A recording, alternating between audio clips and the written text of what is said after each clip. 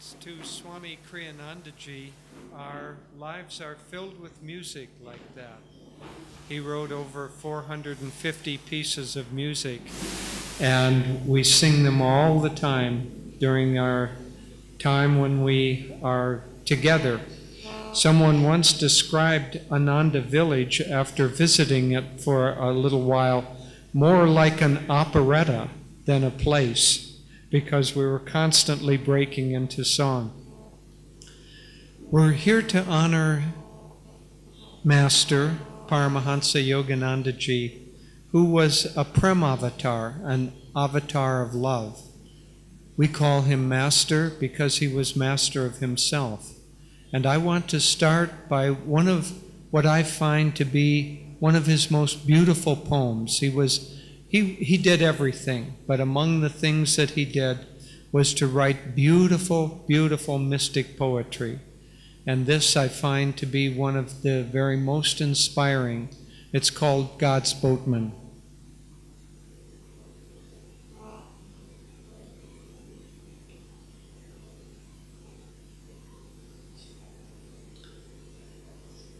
I want to ply my boat many times across the gulf after death and return to earth's shores from my home in space. I want to load my boat with all those waiting thirsty ones who have been left behind, that I may carry them to opalescent pools of iridescent joy. There where my Father distributes his all desire-quenching liquid peace. Oh, I will come back again and again, crossing a million crags of suffering. With bleeding feet I will come, if need be, 1,000,000,000,000 times, as long as I know that one stray brother is left behind. I want thee, O God, that I may give thee to all. I want salvation, that I may give it to all. Free me then, O Lord, from the bondage of this body, that I may show others how they too can free themselves. I want thine everlasting happiness, but I want also to share it with others, that all my brothers may find the way to happiness forever and forever in thee.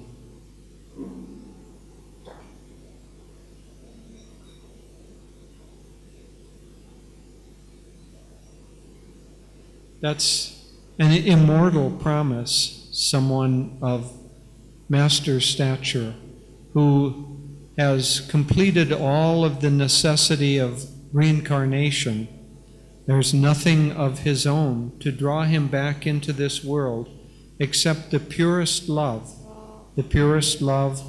to return, as he stated again and again, crossing 1,000,000 crags of suffering if need be, as long as one stray brother is left behind. That's the heart of God, the heart of compassion, the heart of love, that does not think of itself, does not worry about, he said he was living in space.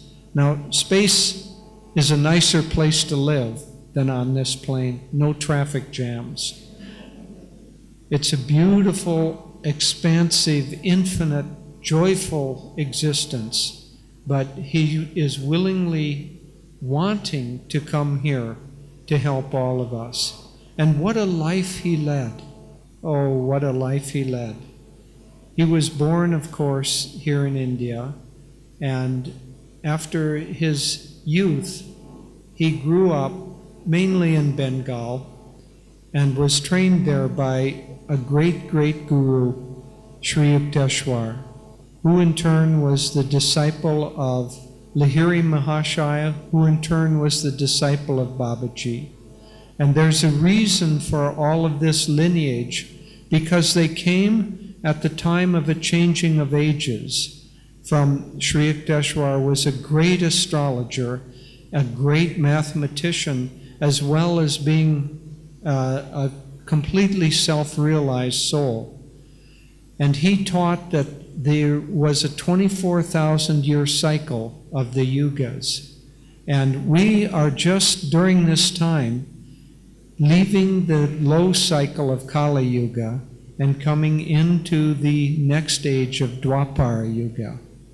Now, at that time, there is a shift in world consciousness, and this lineage incarnated at that time to show us how we can make that shift and how we can make it in such a way that we will not only live appropriately, live spiritually, but probably more important for us, live happily in this age.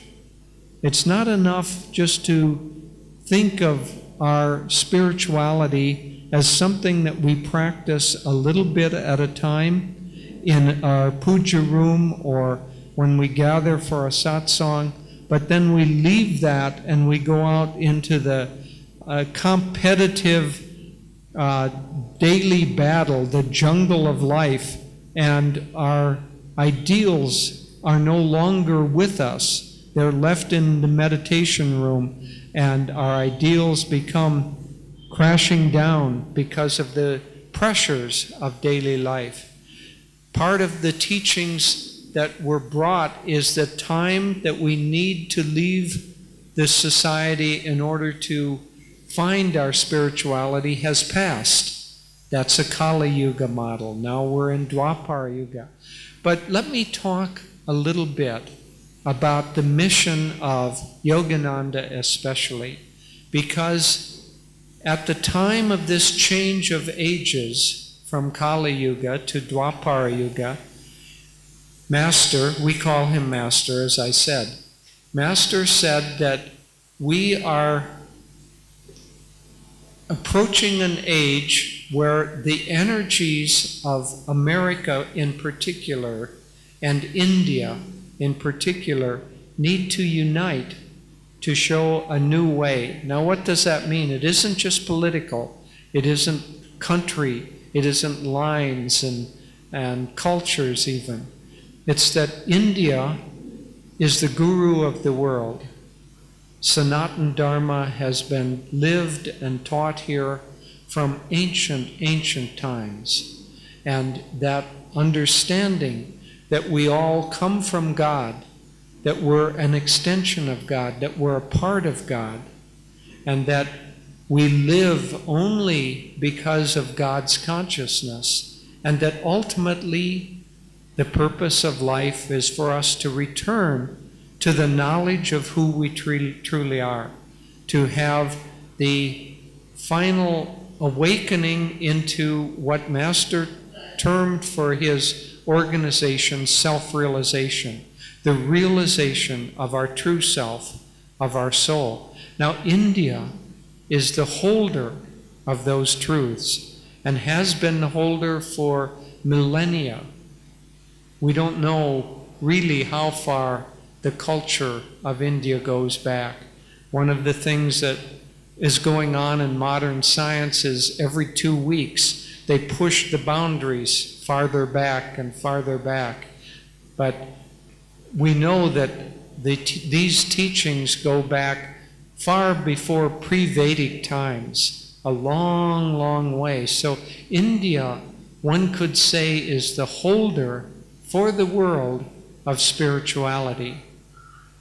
Now, America, as we have come into this changing of ages, around 1700 to 1900, there was a bridge between Kali Yuga and Dwapara Yuga. And that is almost precisely the time that America came into being. The United States came into being. And so India has this ancient history and this ancient culture, but America has almost no history and no culture, unless you want to call 200 years or 250 years history and culture. One time a friend of mine was sitting in a little piazza in Italy and having a cup of coffee, and he was chatting with the waiter. And there was a building across the piazza with some nice columns and ornate carving. And my friend said, "Is that an old building?" And this waiter said, "Oh no, it's not very old. I doubt that it's even 1,000 years old." Now, to an American, 1,000 years old, we could only find rocks that were there. So America was born with a fresh slate, one might say. It was born with a different purpose and a different ideal. Now, very importantly, the birth of America took place because it wanted religious freedom. Swamiji has often said that the countries in South America came into existence basically because of the search for gold and the search for treasure. But the United States came into existence because of the search for religious freedom. And so the potential is there in America, but it has a clean slate.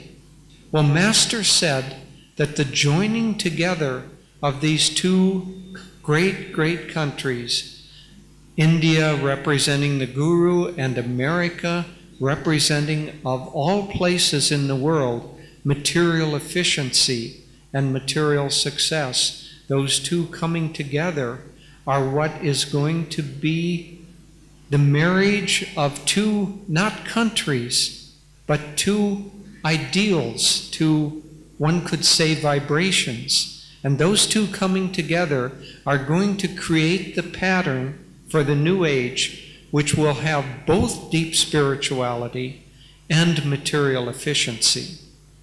One might say, as a symbol of this, perhaps if you had to pick one person in relatively modern times that represented material efficiency and creativity and ideas for business, I suppose that you would pick Steve Jobs, the founder of Apple and the creator of all of these wonderful devices that we have. He and his partner were the ones who created the whole idea of us having personal computers.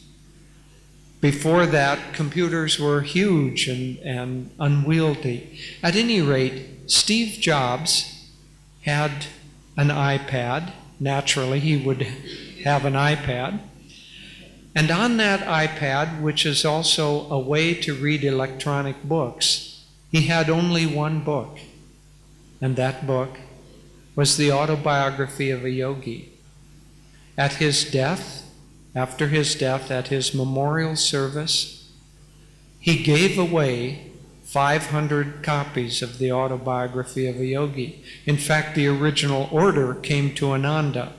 But unfortunately, we were out of stock at that time, so they had to get them elsewhere. But I say that only because I want to show that one of Master's great, one could say, missions was to show that there was no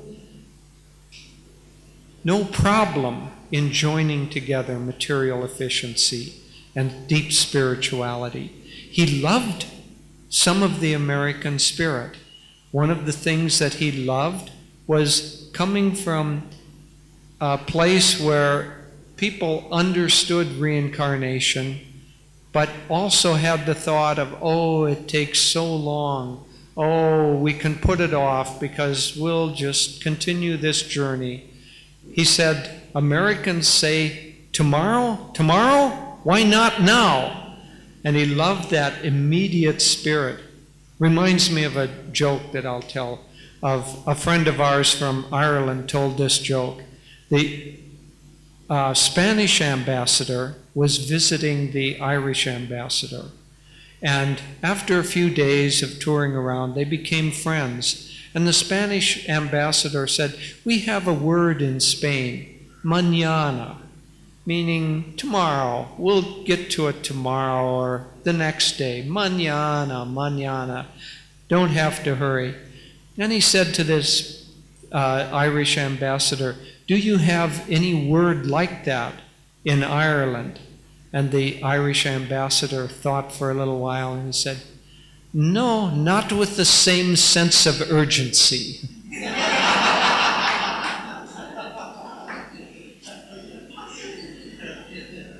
But Master had a sense of urgency about him, an urgency to join these two cultures together, but more than that, to bring the spirituality of India, the deep, deep spirituality of India. But what he brought was a path, because when you have a religion of Hinduism and a teaching of yoga that has been around for thousands and thousands of years, it collects a huge body of teachings, some of which are beautiful and true and high, some of which are sort of true and maybe beautiful and not quite as high, and some of which are superstitions. And Master was able to cull out that which was true and high and eternal out of these great teachings, and he brought it to America, and then he was able to present it in such a way that it had an immediate impact, because he talked in terms of not just spirituality that was distant, not just the worship of different forms of God, but one of his first principles was that everyone in the world is motivated by exactly the same motivation. And that motivation is to be happy and to avoid pain. Not just humans, every creature in the world is motivated by those twin motivations. A little worm will crawl away from salt because it knows that if it stays there, it will shrivel up, so it will crawl away. Motivation is to be happy, in this case to live, so that individual motivation. But he combined that basic scientific teaching, one might say, with spirituality, because he said the soul is a part of God, and God's consciousness is joy. And so at the basis, everyone is seeking to reunite with their own joy again.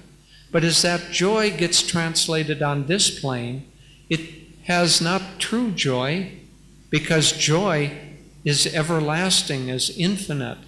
It has the echo of joy, which is happiness. I saw someone who said a definition for joy is happiness without a cause.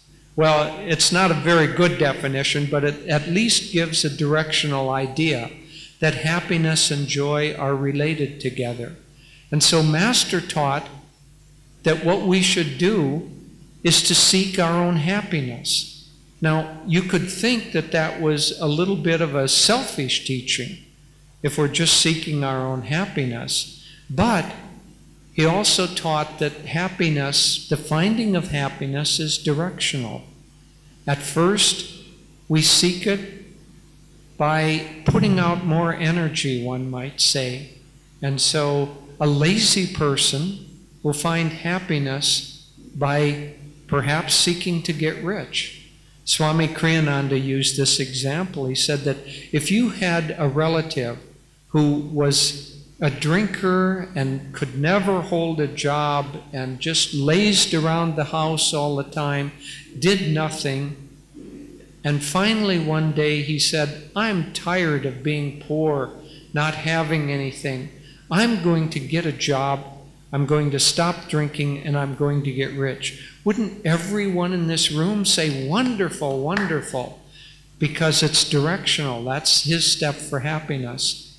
But if we heard Mother Teresa say, "I'm tired of being poor, I think I'm going to try to get rich," wouldn't everyone in this room say, "Oh, no, please don't, please don't"? Because we understand that wealth, that money, is not what is going to give us true happiness, but rather sharing, helping others is going to give us true happiness. And so as the refinement of consciousness expands, the desire to share with others the desire to give love to others. Yogananda was a Prem avatar, and he could walk down a street and shed love. He said, shoot people with the buckshot of your smiles. He always had clever, interesting ways of putting it. We had an incident that happened. Ananda has a community in Northern California, and nearby there's a little town about a half hour away. And we would go there, and that was the closest source of gasoline for our cars and trucks. And there was one place in the town that sold the least expensive gas. And so often we would go there, just because we didn't have a lot of money in those days. But we had to put up with the owner of this petrol station, who was very, very grumpy and always complaining and always a little bit nasty. But one day, some of our men were there filling up their truck with petrol, and this man saw a little picture, little wallet-sized picture of Yogananda hanging from the mirror. And he said, "Who is that?" And they explained it was Paramhansa Yogananda. And he started crying. This grumpy, nasty fellow started weeping.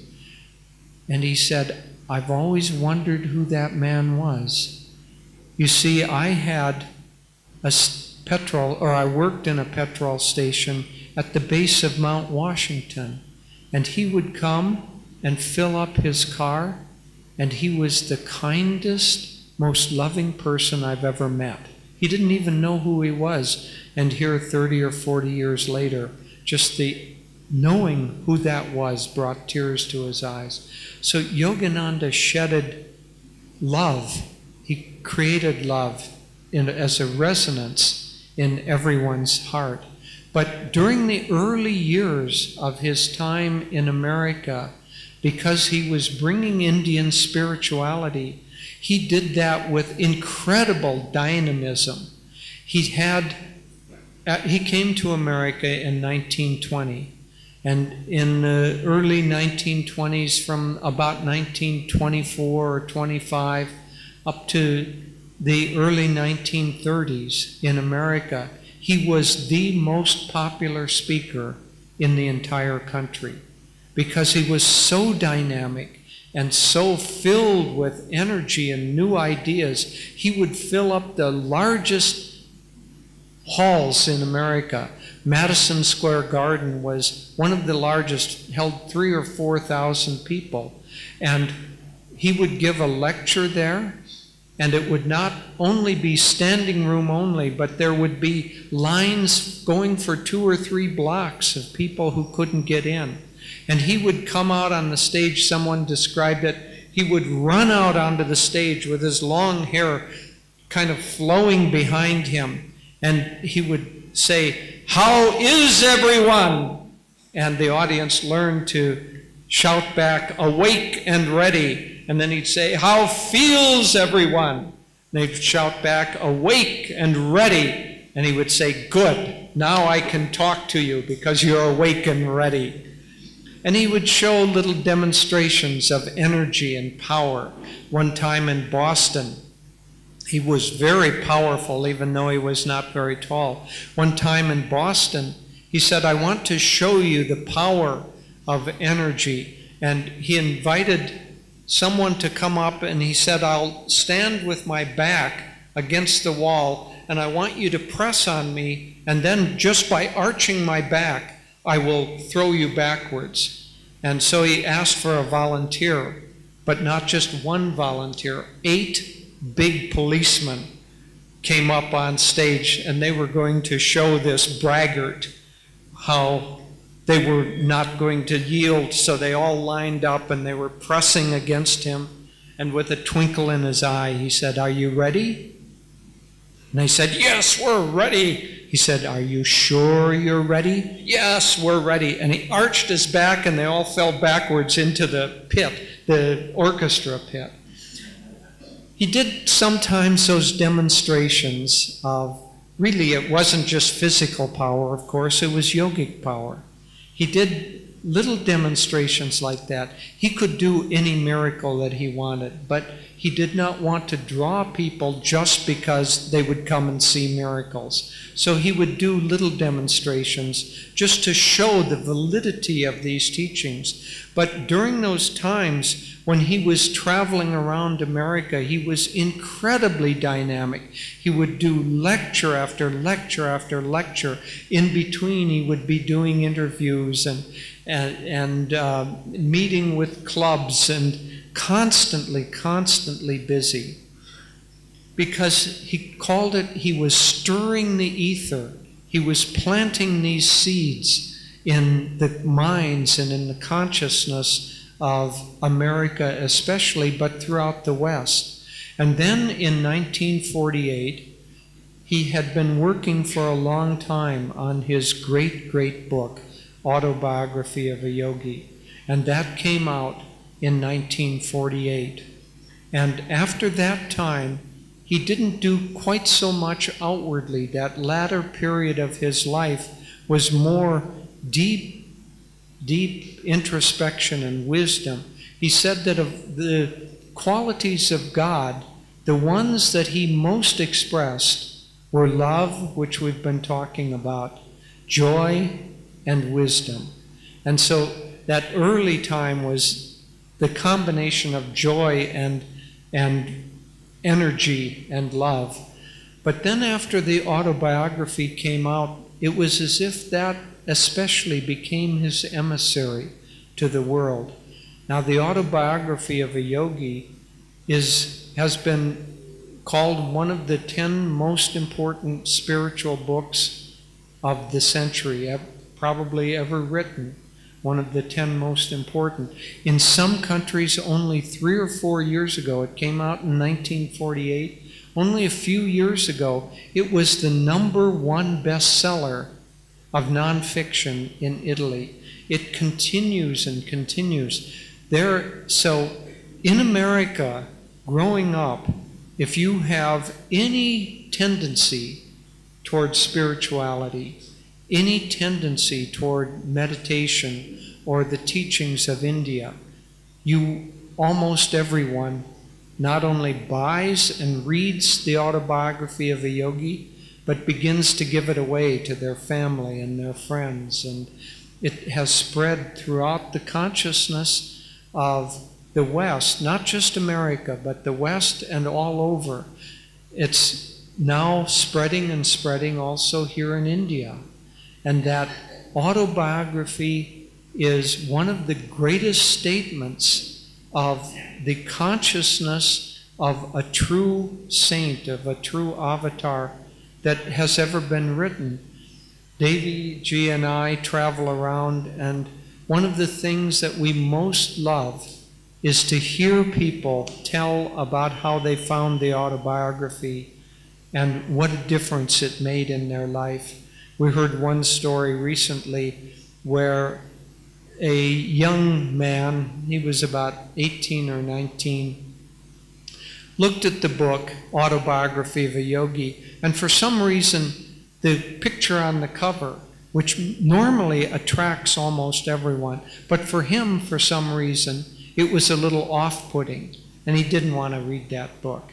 And then about a year later, he was moving some boxes. He lived in a college kind of dormitory space, and there was an attic where students had left things, and so he was moving some boxes, and there was a book there that kind of fell forward and kind of bumped up, and he started looking at it. The book didn't have any cover on it, and so he started looking at it and read a couple of pages, and he just loved it. And so he took it because it had just been left there abandoned, and he started reading it, and then after some time he came to some of the picture pages, and he saw there the picture of Yogananda, and he had a good laugh because that was the very book that he rejected. So I could see, kind of visualize Yogananda up in ether up in the astral plane saying, well, I know this fellow is really wanting this, so I'm going to have to rip the cover off of one of the books in order to allow him the chance to read it. So these stories of how the autobiography of a yogi have come into people's lives and changed their lives. I know for me, it was the reading of that book that marked the watershed moment of my entire life. Before that, I was searching for truth. I was searching for a sense of what are the limits of consciousness. I tried to understand it by studying psychology in college. That was my degree. But somehow, seeing rats run through a maze did not satisfy my need to know how expansive consciousness could be. And so I was still hungry, and it was finally finding that book that gave me a life direction. And within a month or so, I met my lifelong teacher and guide, Swami Kriyanandaji, who was Master's direct disciple, and he has guided our lives and the lives of hundreds, thousands of people. I'm eternally grateful to him. He has shared Yoganandaji with us. So Yogananda came to knit together these two great energies, the spirituality of the East and the practicality of the West. And we see now kind of American practicality.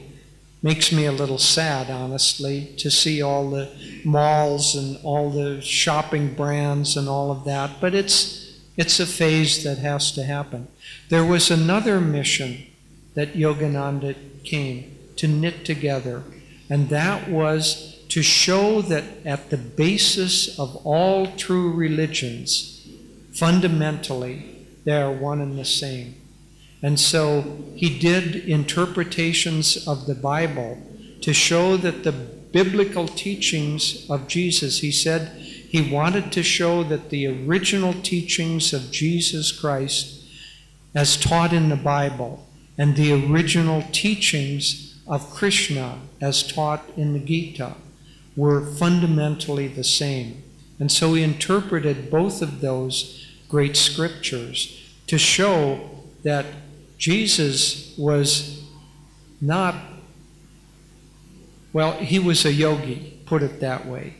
That, in fact, Master said, and it's fairly common teaching here in India, but has only slowly grown acceptance by the fringe in the West, that during the missing years in the Bible, Jesus came here and spent 17 years in India and Tibet, Nepal, studying and absorbing these great teachings, and then brought them back.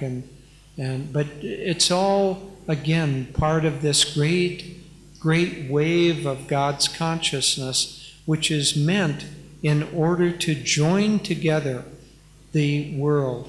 As we move from Kali Yuga to Dwapara Yuga, things begin to join together. In Kali Yuga, one could say that the general consciousness is low. It's like when the temperature is low and you have a pan of water, that water freezes, doesn't it? And when water is frozen, you can cut it into little cubes, and you can separate those cubes, and you can call one of them Hinduism, and another Islam, and another Christianity, and another Buddhism. They're separate, and you can keep countries apart, and you can keep people apart, and you can keep languages apart. You can keep everything separate. But then when the temperature rises, imagine on your pan you have these nice little separate chunks of ice, and now the temperature is rising and they're beginning to melt. You can't keep water separate. It's going to join together. You can't keep the cultures of America and India separate. We're going to join together no matter what the visa officials say. we're still going to join together. And that's already beginning to happen more and more. And that's going to accelerate. So the things that people have tried to keep separate will no longer be able to be kept separate.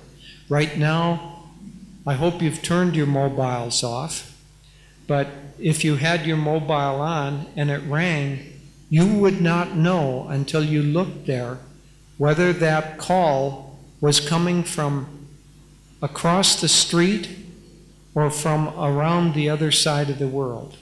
That distance, that separation has been taken out of life for us. That's going to continue. And ultimately, we're going to see that all people on this planet are one nation under, we're all children of God. Yogananda predicted that, he said, first there was the United States of America. Then he said will come the United States of Europe. We're already seeing the European Union. Then he said there would be the United States of Asia, that the countries of Asia would join together and not have such separate borders. And then he said finally, there will be the United States of the world. And that is the future that we're moving toward. But Yogananda came to draw together, to be a bridge builder, to show that America and India working together will produce a new culture. We have seen that culture in our Ananda villages, and it's a beautiful culture that the religions of the world, the sectarianism and the fighting will begin to die down, and we will see that self-realization, or the realization of the nature of our own soul, our own true unity with God, would come to unite all religions. So we're in a very, very glorious age, and I bow again and again to my great Guru Preceptor, Paramhansa Yogananda Ji, for bringing this beautiful teaching and bringing the love and joy that makes it attractive to our hearts.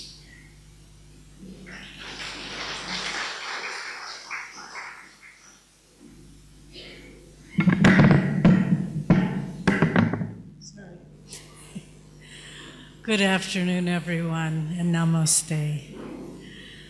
I also feel so fortunate to share our love and our understanding of our great Guru with all of you. Swami Kriyananda tells a very interesting story. He said when he was a young monk living with Yogananda Ji, he would, in his mind, try to understand the limitless quality of Yogananda's consciousness. He had read, of course, Autobiography of a Yogi, in which Master describes his experience of cosmic consciousness, where his consciousness spanned the farthest reaches of infinity.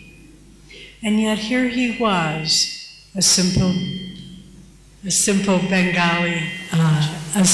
Bengali teacher come to America, laughing with them, joking with them, and Swamiji would try to understand, he's standing there in front of me, and yet I know he's so much more than this physical body. And once, I don't feel this is adjusted quite right, is it? Is it okay for you to hear? Okay. Once Swamiji was just trying to perceive the expansiveness of Master's consciousness and trying to affirm within his own mind, you are not that body, you are much more. And just at that point, Yogananda Ji came up to Kriyananda and with a little smile handed him an apple, as though to say, Yes, I am beyond this body, but I also come to you in the form of your Guru because I love you, because God has asked me to lead you out of the ocean of delusion into the freedom of cosmic consciousness. And so there is this great paradox between the Guru as an infinite consciousness and the beautiful form he comes to us in, the form in which he teaches us, laughs with us, cries with us perhaps, but guides us always as an emissary of God. In the Bhagavad Gita, there's the great chapter in the middle of the Gita, chapter 11, in which Arjuna begs Krishna. He said, I see you as my cousin, my friend, my playmate, and now my charioteer. But I know, Krishna, that you are so much more. Reveal to me your cosmic image. And in that glorious, glorious chapter in which Krishna blesses Arjuna with cosmic vision, and he sees Krishna in his cosmic form. He sees him with thousands of eyes and numberless heads and going bigger and bigger and bigger. And he said, my hair is standing on end. And then finally, when Arjuna cannot absorb anymore, he said, please, my Lord, appear to me once more in a form that I can relate to. And this is why the Gurus come. They are one with the divine love, with the divine light. But unless they come to us in human form, it is hard for us to perceive. And so the very sweetness of that act, I will come to you in a form that you recognize so that you can trust me, so that you can feel comfortable with me. We, as Jyotish mentioned, we were disciples and friends and students of Swami Kriyananda for more than 45 years. And he was a great in soul direct disciple of Yogananda ji. And in those years, I can't tell you the number of times that we shared moments with him, having tea, going for walks, having dinner parties with groups of people, and of course the spiritual training as well. But our human nature needs human forms to relate to. And once someone said to Yogananda ji, if God is infinite, how could he possibly care about you and me, our little bitty lives? What difference could it possibly make to him? And Yogananda ji's answer was perfect. He said, your concept of infinity is too small. God is infinitely large as well as infinitely small. And in that sense, your life is of absolute importance to him. And so when we come to this concept of a Prem avatar, of an incarnation of love, I think it's important for us to understand the difference between what we know of as human love and what is divine love. Because they are not different in essence, they are only different in degree. And just as the love a little girl has for her little toy doll is not different in essence from the love that Divine Mother has for each one of us, it's just a more limited expression. And so when we come to understand the nature of this divine love, once we feel even a touch of it, it changes our lives forever. I have seen people whose hearts were hardened, whose hearts were closed, who had had many disappointments in life, and just an hour in the company of Swami Kriyananda, and you could see once more that that hope and that softness in their heart was returning. Because, as we were saying, infinite love that the great masters express is not separate from human love. It's just a higher expression. And one might say that sometimes divine love is described as impersonal. Well, what does that mean, impersonal love? It doesn't mean cold, it doesn't mean aloof. Swami Kriyananda describes it so beautifully. He says, impersonal love is simply giving without any thought of what you get back.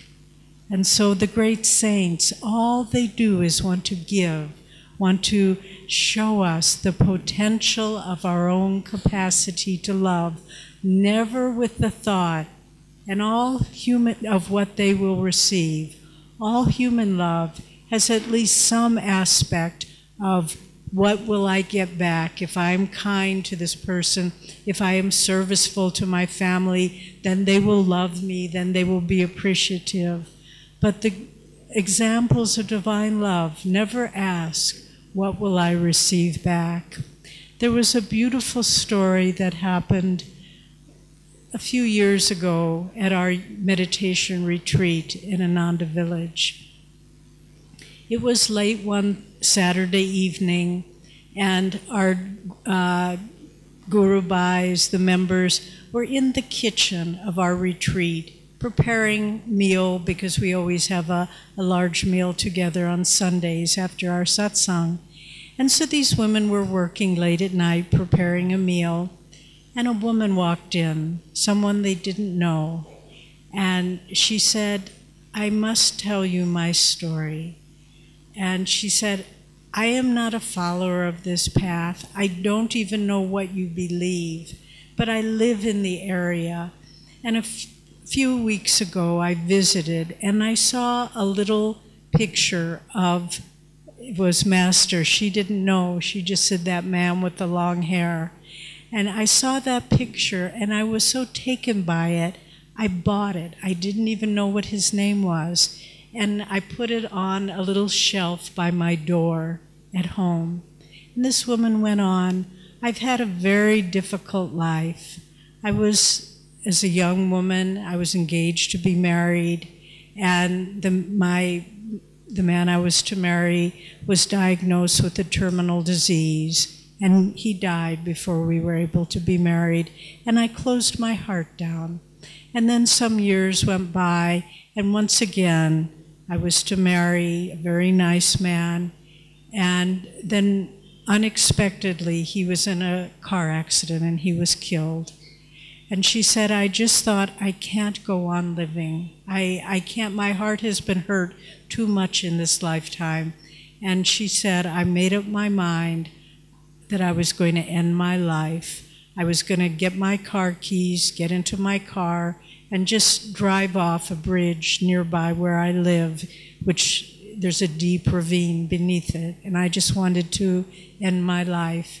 I got my car keys, I started to walk out the door, and that little picture, just as big as a wallet size, all of a sudden, this man whose name I don't know, whose teachings I don't follow, that picture began to grow bigger and bigger and bigger, and it stood in front of my door, and it looked at me with so much love and so much compassion, but also shaking his head, do not take your life.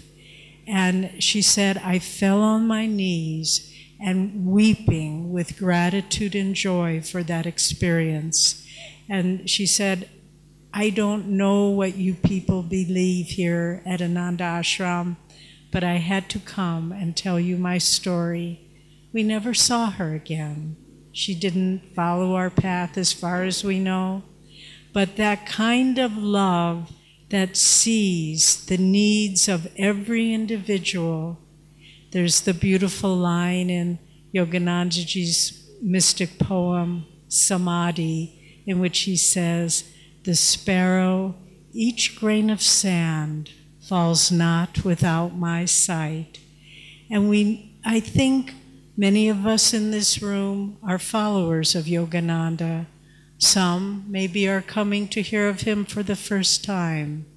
But whatever your life path is, if you have another teaching you follow, if you follow no teachings whatsoever, I want you to remember that there is a source of love and guidance in this world that is yours if you reach out for it. No one is left unattended in the eyes of the Divine Mother, in the eyes of God. Once someone said to one of Yoganandaji's disciples, said to him, "Master, when I see you, I only see Divine Mother." And Master didn't deny it and say, "Oh no, don't think that way." He was walking with a little cane and he struck this disciple on the leg and he said, "Then act accordingly." Meaning, if that's what you feel, then act that way. He didn't deny that he was one with the Divine Mother. And Master worshiped God in the form of the Divine Mother because he said, "Mother is closer than the Father." And so this great incarnation came, as Jyotish was saying, at a change of ages. And he brought great teachings, and he brought techniques for liberation, meditation, Kriya Yoga. As it says in Autobiography, Kriya Yoga is the most effective tool for liberation through self-effort ever given to mankind. So it's an incredibly powerful tool. And I have lived in Ananda ashrams most of my adult life, starting in 1969, many decades ago. And I have seen thousands of lives changed by following this path. And I have seen thousands of lives changed by people who just knew of this path. And I have seen in the lives of family and friends who don't follow this path at all, but for whom I have prayed for Master's intercession. I have seen their lives changed. Master said, "Whoever comes with an open heart, no one goes home empty-handed." This was his promise, the promise of divine love. And so in this age we find ourselves in, it's very easy to lose hope and lose faith in humanity. Once Swamiji, as a young monk, was riding and doing some business, and he was driving somewhere, and he saw a hitchhiker, a very poorly dressed man, and he stopped the car and said, "Come in." And he asked the man where he wanted to go, and the man began giving him a story about how he had lost his job and how his wife was ill, how he was badly in need of money. And he asked Swami for his money. Swami took out his wallet. He didn't have much, but he gave the man most of what he had. And the man said, "Please give me your address because I don't want you to lose faith in humanity." And Swami, who was a wise man, said, "If I would have had faith in humanity, I would have lost it long ago. I give you this money because I have faith in God. And I know God will give this money back to me." And in fact, that's exactly what happened. He never heard from that man again. But because Swami had given his life in devotion and service to Yoganandaji, the money came back many times over. But it's easy to lose faith in the power of goodness in the world we live in. And for me, that's part of the reason that being a disciple of Master, sharing his teachings, is the most fulfilling thing I can imagine to do with one's life. Because I know he awakened in me the belief in the power of divine love, divine goodness, which is always there, but we lose sight of it behind the vicissitudes of humanity. And so these great ones come not only to bring the liberating techniques of yoga, but they come to awaken us to the power of divine love, which is present everywhere in the universe, which is present within us, and to help us believe in our own divinity and our own depth of consciousness. And so for all of us gathered here today, we hope that our sharing will awaken in you a desire to explore these teachings, to read Autobiography of a Yogi if you haven't yet read it, to feel that grace in your life that is never ending. The sparrow falls not without God's sight. And Yogananda ji came, he was a son of India, but he was a citizen of the world. And he knew no boundaries, he knew no strangers. He gave his heart to all whom he met. Once Swami said Yogananda was driving in his car, and they were driving in Los Angeles, and all of a sudden he said, "Stop the car." And he got out and he ran into this very shabby little store. And he began, it just was sort of odds and ends. He began buying things, putting them into a basket, more and more and more. None of the disciples could figure out what in the world he was doing. But finally he went to pay for his purchases. And the woman looked very worried and agitated. And when she totaled up the amount and Master handed her over the money, she burst out crying. And she said, "I badly needed this exact sum of money. My daughter is in the hospital. She's ill. I couldn't pay my bills." She said, "Surely God has sent you to me today." Master didn't know that woman. I doubt that he ever saw her again. But when she said, "Surely God has sent you here today," this is true. Surely God sent Yogananda ji into the world at this time to awaken in our hearts divine love, the divine love he radiated to all, and that we never forget that though God is cosmic, he is also human and personal.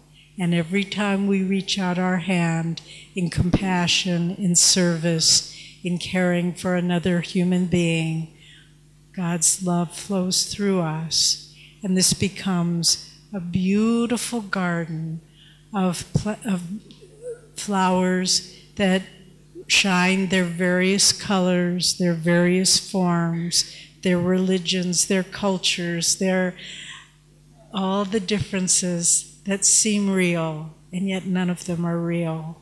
We are all God's children. We are children of the Divine Mother who loves us with a love that we can't even imagine. This is what Yogananda came to awaken in us.